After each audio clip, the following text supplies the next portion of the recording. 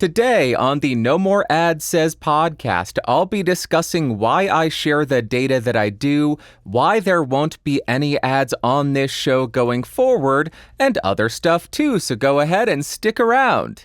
It was an incredibly slow news week, so we are just jumping to what you had to say. And the first comment comes from Sick Jake. Sick! Jake is sick, bruh! He says, really appreciate you sharing monetization/revenue information. Really puts expectations in check for a lot of us podcasters doing this as a hobby. Jake, thank you very much for the comment. I am happy to do it because I have so much fun diving into these analytics, trying to find new and interesting metrics to focus on, and trying to make sense of all of it and sharing it with you. Because honestly, if I didn't have this podcast and if people didn't take interest in the analytics, I wouldn't look at them. YouTube analytics are the bane of my existence. They create such a negative thought process. Oh no, you're not growing. That means you're dying. Oh no, views are down, revenue's down. Oh, click-through rate's down. What are you going to do to fix it? It is such a toxic thing to focus on. But because there is a group of people who take interest in this, and there's a group of people who I think can garner value from me diving into the analytics of this show, it makes it a lot more fun for me. It removes that negative approach to looking at the analytics. And I do think it provides perspective for people who are considering getting into creating a podcast or creating YouTube channels, because I know there are a lot of people out there who may look at YouTubers and think, I'm going to become a YouTuber and I am going to become so rich. I am going to become super wealthy because you earn so much money from YouTube, through ads, through marketing, through products, through everything. Maybe so. Maybe I'm just bad at this. But I think providing a real-world, realistic look at the potential revenue that the average content creator can expect, I think that's important information to be out there. A channel with under 10,000 subs getting 1,000 to 2,000 views per video, that might even be on the higher end of the average YouTuber. And it is definitely not going to make you rich. It is so far from making you rich. How far is it? I don't know, because I don't know what it would take to make you rich. Maybe there is a way to get rich at this level. I see people making a lot of money through doing host-read ads, through doing dedicated videos, through making products and selling them at insanely high rates. But that's not interesting to me. That's not what I want to do. I did actually have Podcastage merch for a little while, and the way that these services work is they are print on demand. So you as the content creator have no upfront costs. The only cost is incurred once somebody buys something. And that baseline cost, if I'm remembering correctly, for a t-shirt is $13, $15, and you have the option to set the price. What do most YouTubers set the price as? $25, $30. So they're making $15, $20 per shirt. Or $10, $15 per shirt, if not more. What did I set the price as? $16, $17, so I was earning maybe 50 cents to $1 per shirt. It was not a way for me to make money because I felt sleazy setting the price so high when I had no outlay. I had no upfront cost. It cost me nothing. So why should I have some massive profit from it? It didn't make sense to me. When I used to go to punk shows, the shirts would cost you $10. So anything above $10 for a t-shirt seems like a lot of money to me. And I know this was the early 2000s. If you go to a punk show now, it's probably $25 for a shirt. I don't know. I don't go because I don't want to get sick. And the last punk show I went to was Descendants. I got super sick. This was 2018, 2019, I think. Last time I got super sick, other than the C word, not that C word, the vid, I caught the vid and I got very sick. But before that, last time I got super sick was because I went to a punk show. I was surrounded by gutter punks, and gutter punks carry germs. So, yeah. You can make a bunch of, what's the point of all of this? You can make a bunch of money on YouTube. You can make a bunch of money through selling merch, through doing host-read ads, through doing some kind of dedicated videos. But podcasting is not the way you're going to make a bunch of money. Doing it as a hobby is not how you're going to make a bunch of money. It's just a super fun way to spend your time, and yes, you may get a little bit of a kickback that you can throw back into what you do, and that is just a blast, because how many hobby golfers do you know get paid to do it? It's incredible. How fortunate are we to have this ability, this opportunity to earn a little bit of money from doing something we love? We are such a fortunate group of people. This is amazing. It's amazing. And we have the audacity to whine about it. How crazy is that? Thank you, Jake. I appreciate you. I appreciate everybody who takes an interest in this. We are a bunch of lucky ducks. Next comment comes from Cujo. One thing I regularly see viewers say is, I wish I could give more, not realizing that even $1 is more than that person would generate in ad revenue for a content creator in years. I wish more people who are in a position to do so would support content creators they appreciate, even if it's only a few bucks whenever they can. It really adds up. Based on your data, when even a user donated $3, that's still more than 1/10 of your ad revenue for that month. When you put it into perspective of what ad revenue actually pays out, a single user donating what they consider a small amount is actually a significant amount. Keep up the amazing work, Bandrew. Stay awesome. Cujo, you are exactly right. Many people, myself included, have looked at a $1 super chat, super thanks, donation, YouTube membership and thought, that's not going to benefit the content creator. That's so little money. Why am I going to bother? 70 cents going to him, that's nothing. But when you compare that to the ad-supported side of things, the revenue from advertisements, it is a world of difference. It is a huge benefit to that content creator. And that's why it is so interesting to me diving into these analytics, because it not only gives me a new perspective, but it provides you with a new perspective as a content creator or a viewer. That is something that I very rarely consider. $1 is a lot of money. Now, something that I don't want to happen, I don't want people to take that revenue per view figure that we came up with last week and use that to determine how much value they send back to a content creator if they choose to do that, because that revenue per view figure is still skewed. It's based on YouTube ads, it's based on YouTube Premium, and I think that is vastly understating the value that many people receive from content creators.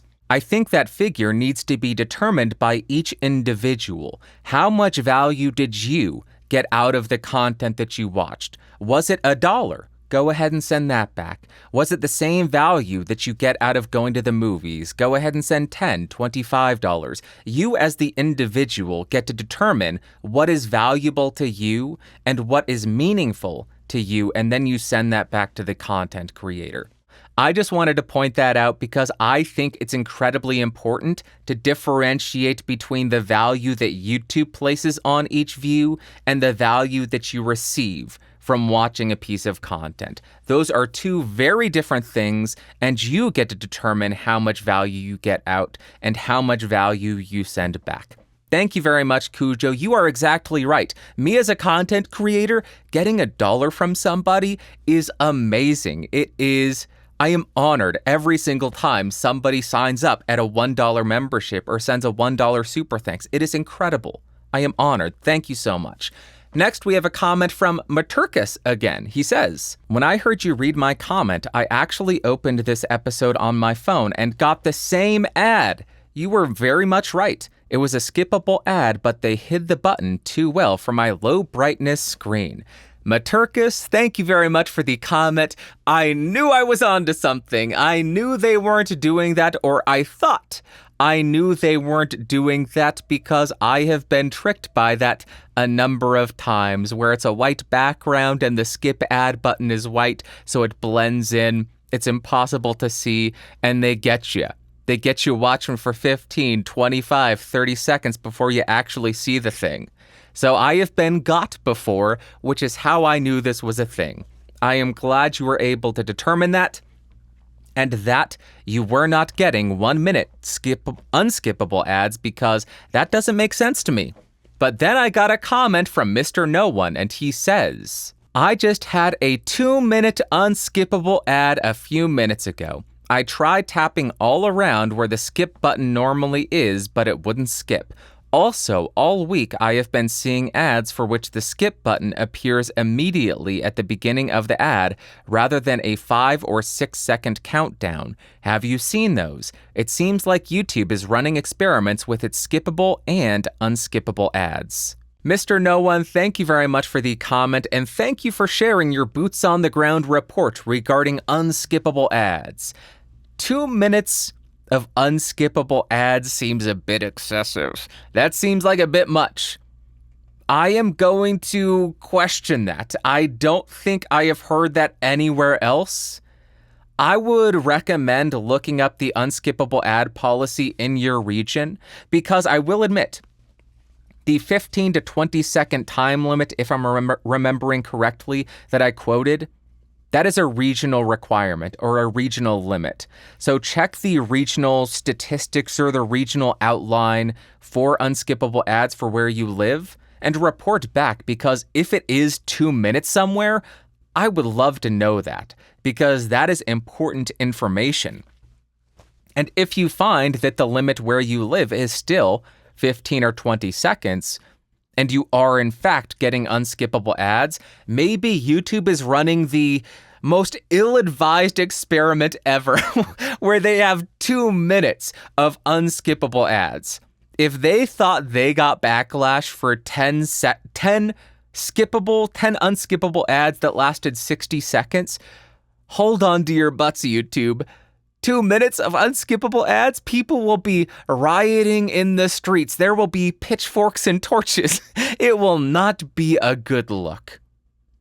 It will be a very bad thing for you to do that. I doubt they would do such an ill-advised experiment, but maybe they have made a lot of questionable decisions in the past, so perhaps they are doing it.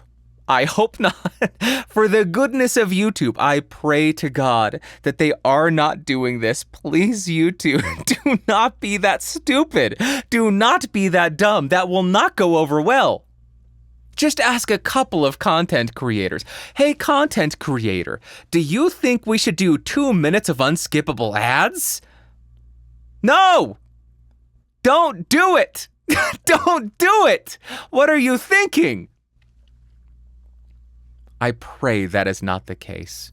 If anybody else has experienced that, please report back.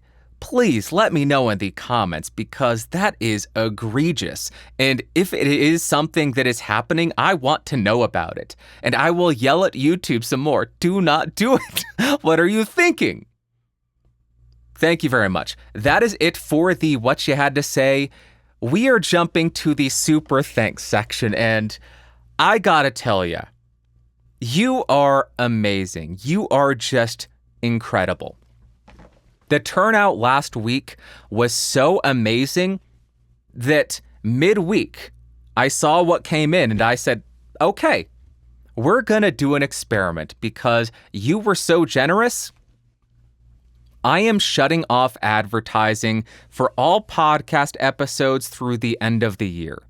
I'm not going to go back and retroactively shut off all monetization on existing podcast episodes, but every new episode starting with this week will not have ads through the end of the year. Because what you showed up with is what I would have earned with ads. Because you were so generous, no ads for anybody. So if you don't use ad blocker and if you don't use premium and you watch this and you do not get any advertisements, it is because of the generosity and the support of everybody listed here. Thank you so much from the bottom of my heart. Really does mean the world. And I hope that everybody enjoys the ad-free viewing experience, from a couple of seconds of skippable ads at the beginning of the show to nothing. How you like them apples? And I'm sure YouTube's happy too. They earned a lot more money than they would have from ads. So we'll see if shutting off ads harms a channel. This will be interesting. I just thought of that. That'll be interesting to see. Will they kill the channel because there aren't any ads? Maybe. Hopefully not. The first super thanks is $20.99 in Canadian dollars from Greg LG, and he says, "Thanks for the great edutainment. I always look forward to it on Sundays." Greg, thank you so much for the 21 Canadian dollars. I absolutely appreciate it. And what I appreciate even more, being classified as edutainment. I have finally made it. I am an edutainer. Heck yes. Edutainment, I am in the realm. I am in the halls of the glorious edutainers. Thank you so much, Greg. I humbly and ungraciously, braggadociously, so not humbly at all, accept the title of edutainer. Thank you so much. Next, we have a $5 Australian due super thanks from James Critland. Thank you for sharing your numbers. Don't go mad when you spend $5 in Australian didgeridoo. James, thank you for your 5 Australian didgeridoo. I will not spend them all in one place. Thank you so much. If you don't know, James runs podnews.net. It is an incredibly important podcast that covers podcasting news. Subscribe to it. If you are a podcaster and you don't follow it, what are you doing? Also, it was amazing. I follow James on Mastodon. I learned that James is not just a myth, is not just a legend. He is a man as well. Because I learned that he actually does edit his show. I thought that he was just a one and done, just going right through it, no problems, no bother. He's just that good. I learned he edits. He is a man after all. The myth, the legend is a man too. Thank you very much, James. Very much appreciate you. Next, we have a €20 super thanks from Rainer Richter. He says, "Bandrew, thank you for giving me credit for my posts, but let me assure you that you are and always will be the sole owner of this wonderful show.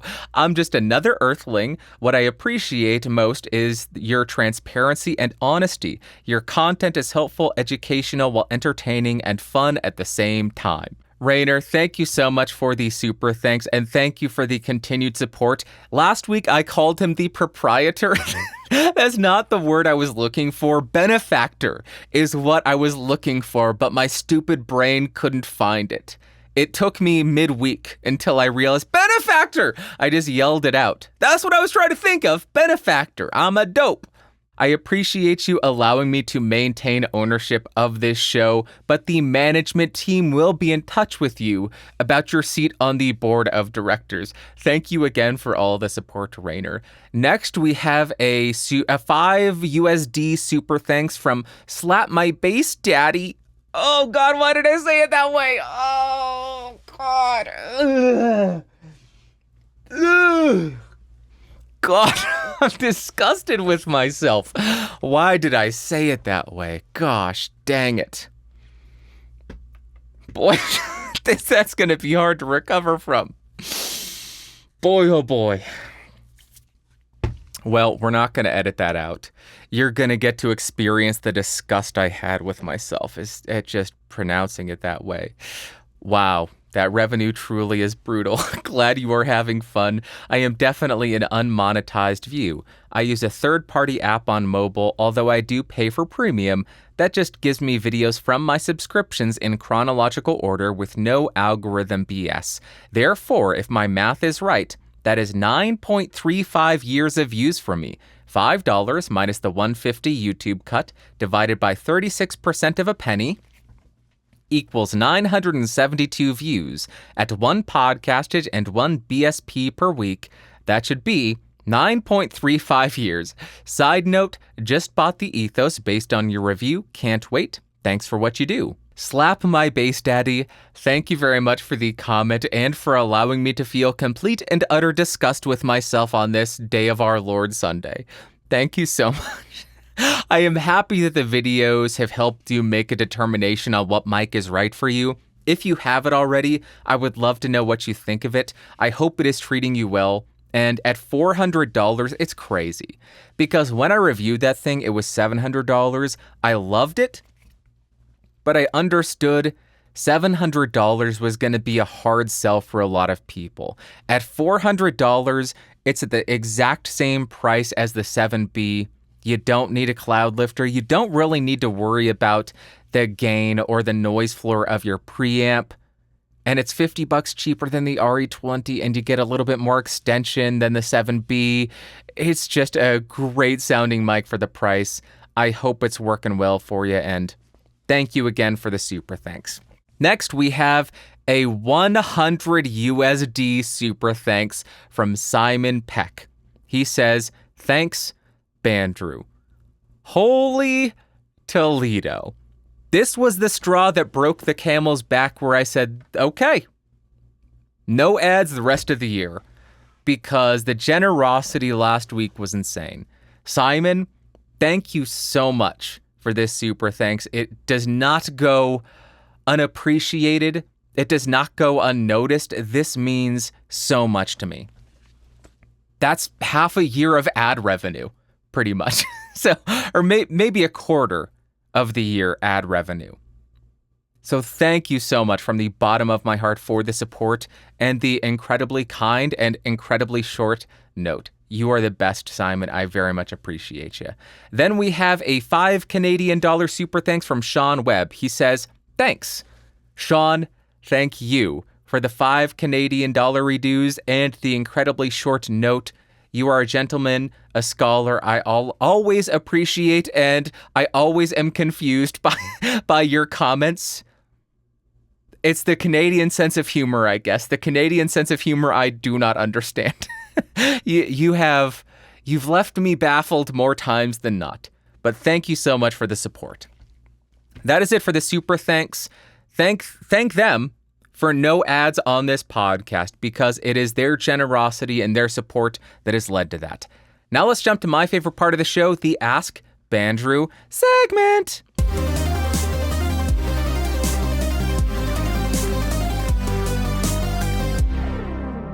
Welcome to the Ask Bandrew segment, the segment where you ask me, Bandrew, and I answer you questionnaire if I am able to do so.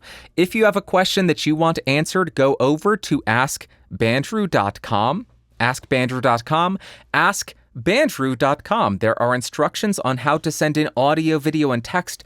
I do prefer audio and video because then I don't have to read, and we get to hear how you sound on your equipment, and that is a blast. The first submission is a video submission from Bark of Obscure Mics. If you don't follow Obscure Mics, do it. Take it away, Jeremy. Hi, Bandrew. I'm Jeremy. Just Jeremy. Wanted to comment on your last episode, or maybe the one before that, where you said you wished that channel members got ad-free viewing of the videos, and I 100% agree with you, because that should be the case. But I do want to mention my manual process of that. Whenever I release videos, I usually release to members first with monetization turned off. And from my experience, within the first 24 to 48 hours, I've got the same number of views on those videos as I do channel members, which is typically telling me that most channel members are getting to watch that ad-free before I push it out to the public with ads. So at least we do have a manual way of doing that, but I could not agree more with you in the fact that channel members should 100% automatically have ad-free viewing of our content. The Bandrew Says podcast is the best podcast for creators out there, because it's not only informative, it's a good time. This is Jeremy. Thanks for having me. Thanks for coming on my Creator Connection special series thing. And have a great rest of your day, week, year, life. Jeremy, aka Bark, thank you very much for the thank you for the video submission, and more importantly, thank you for the support in my fight against YouTube to give members ad-free viewing of the channels they are members of. Give members ad-free viewing of the channels they are members of. Give members ad-free viewing of the channels they are a member of. Not a very catchy slogan to scream at protests. Somebody will come up with something better. No, we won't go. Ads on channels we subscribe. My brain doesn't work well enough to give you anything better than that. So we'll just stick with give members ad-free viewing of the channels they are members of. Next protest, I expect people to be yelling that. What you propose, though, seems to be the standard workaround. Give members or give Patreon supporters early access to videos, and while the videos are in early access, have monetization turned off.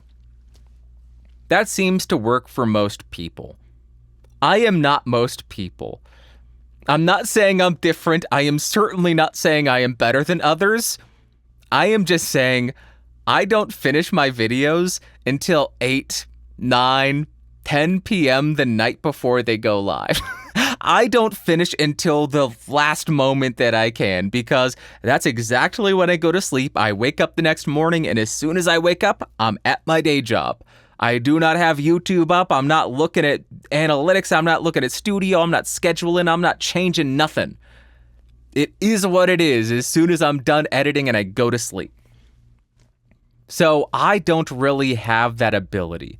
I would love to be able to get ahead and have a month of videos scheduled out. I remember your conversation with Tom Buck. Both of you were saying, I have 3, 4 videos that are scheduled out. I would love to have that ability, but I don't finish until the night before. It takes me a week straight of spending 3 hours a night about to make one of these reviews. I also try to do other stuff on other channels, which has kind of taken a back seat. Trying to get back into it, but finding the time to do it is just crazy. So, based on my production schedule, I don't have the ability to do it. If I can find an additional 3 hours a night so I can do 6 hours, maybe. Because I would love nothing more than to be able to actually have a month of video scheduled out, give people a week of early access without ads on it. That would be incredible. That would be incredible. But I still need to film the conclusion for my review. I need to edit it together. I need to put the B-roll in. I need to do a whole bunch of stuff for my video that comes out on Tuesday. I have the rest of it filmed, just not fully edited. And I got other stuff to do too. All right. Thank you so much, Bark. In the meantime, I will continue to chant, give members ad-free viewing of the channels they are members of. Give members ad-free viewing of the channels they are members of. To YouTube anytime that I can, especially on Twitter. Every single time I do that, I only get responses in the affirmative. Hey, this is a good idea. YouTube, you should do this. I don't know why. I guess it's a lot easier said than done. I imagine it's not just a little button that they flip. Probably takes a lot more coding than that, but fingers crossed they listen and get around to doing that, because it would be incredible. Next, we have a voice submission from Sean, the pop punk extraordinaire. Take it away, Sean. Hello, Bandrew. My name is Sean. I'm one of your Fandrews, or as you prefer, Earthlings. I had a couple things I wanted to say, and then one question I wanted to ask. First and foremost, I purchased YouTube Premium. You've been talking about YouTube Premium for 3 or 4 weeks now, and I just broke down and bought it, and I'll tell you why. I work in an automotive shop, and sometimes I use YouTube to reset oil maintenance lights, and you really can't sit there for 30 seconds while a customer's waiting on an ad. I did used to go down to the info button on the ad, hit stop seeing this ad, and it would skip out of the ad, but I think Google has caught wind of that. Plus, it's not really fair to the creator. Secondly, I'm playing my first show in 4 years.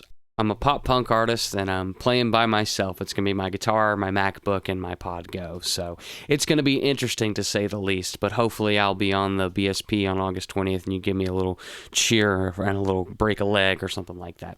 Lastly, to my question, how do you use a compressor or any outboard gear with a USB audio interface? I see people who only have 2 inputs running compressors and, limiters and all these other things. And I, very much like yourself, am a big, stupid, dumb head, a big, stupid, idiot person, if you will, and need it broken down very simply so I can understand, because I would love to get into that kind of gear. Of course, Bandrew, I wait for your reply. You're the best. Thank you for everything you do for us. Absolutely love you, man. Remember, aliens are my only friends. Take care. Sean, thank you very much for the voice submission. I really do appreciate it. First thing I want to say, good luck at the concert. Break a leg. I hope it goes amazingly. And if you record it, if you have video, if you have audio, I would love to hear it. Send it in if you have it. If you have any songs recorded, send it in. I would love to hear them because I'm always looking for new music. I have had such a good time finding new music. Not as much pop punk this year, but just different stuff. There is so much good new music. It's crazy. It makes me want to slap everybody who says, "Oh, there's no good music anymore." Are you kidding me? Are you joking? There is so much good stuff out there. Shut up. As a curmudgeon, I should be the one agreeing with you, but holy Toledo, there is so much good stuff out there. That's irrelevant. Sean, send it in if you have it. Break a leg and afterwards enjoy a celebratory slice of pizza. Your question, how do people use compressors with a 2-channel audio interface? If they are using an audio interface which doesn't have a very specific feature, they are going to need to be using an outboard preamp. The way that this works, a microphone outputs an incredibly quiet signal, and a compressor cannot accept that signal. So you need to run the microphone through a preamplifier. After the microphone is amplified by that preamp, it is now outputting a line level, which is what the compressor is going to be expecting. So then you can go ahead and do all the compression that you want. Then you run line level out of the compressor into the line level input of your audio interface. Then you're going to be good to go. You are recording the amplified and compressed signal, and you are getting a great sound. That is how probably the majority of people are doing. If you're looking at the DBX286S, that has the preamplifier, it has the compressor, it has the EQ, it has everything that you need. If you're looking at the LA610 Mark II, it has the tube preamplifier, and then the compressor runs out line level into the UAX8. So we are preamplifying it, and then we are compressing it. You cannot run a microphone directly into a compressor because the signals are not correct. You are outputting a mic level signal into an input in the compressor, which is expecting a line level signal, which you are not giving it. So that is how most people are probably doing it. The other option is they have an audio interface which has a send and a return. What that allows you to do is run your microphone into the audio interface XLR input, use the audio interface's preamplifier to amplify the signal up to line level.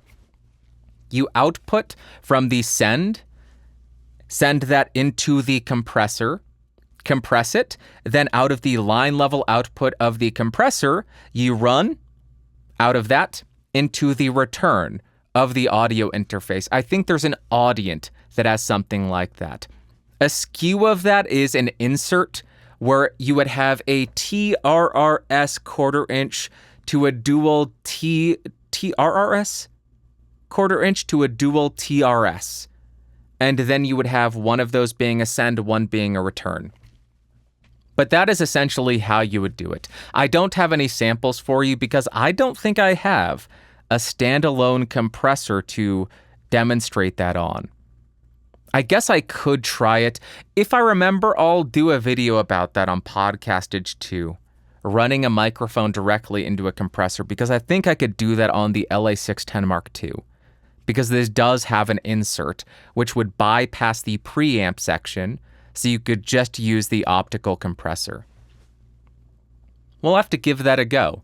Sean, thank you again for the question and the submission. I hope that answer was dumbed down enough for your big dum-dum brain, but as a fellow dum-dum, sometimes I struggle to explain things in a coherent fashion. Sometimes I will go on diatribes and tangents screaming about how good modern music is, when the question has nothing to do with that. But somehow we end up there.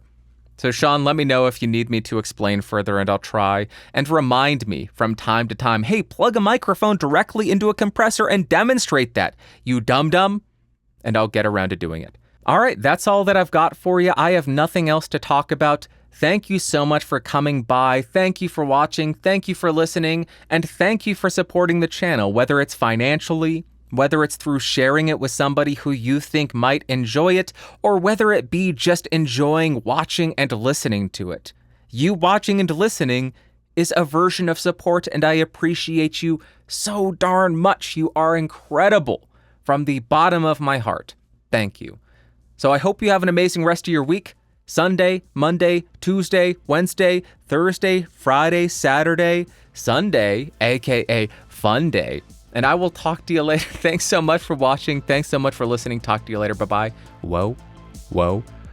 Beep.